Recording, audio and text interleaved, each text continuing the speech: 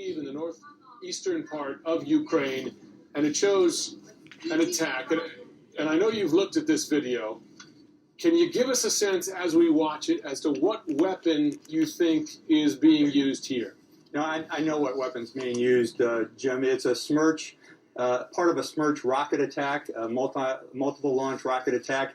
But what's important, if you can continue to show the video, you see all the pops in the middle of the explosions. Those are cluster munitions. Those are not artillery rounds falling. It would be bad enough if these were artillery rounds falling on an apartment complex, but those are cluster munitions. Let me explain. It's a rocket that goes overhead, releases a bunch of small bomblets, close to 100 of them, and they land like hand grenades in a large swath of land. They are geared to execute civilian casualties on a massive scale. So it's like having, on each rocket that lands, 100 small hand grenades falling.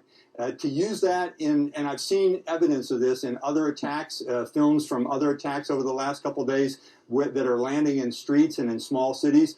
This is the most devastating kind of artillery because not only does it land and explode, but in some cases those rounds don't explode. They become duds. So they litter the battlefield and become somewhat like landmines for children to pick up or someone to step on. It's also, as we're watching this, General, to see this playing out at essentially the same time as these talks are happening, that's an interesting message in and of itself.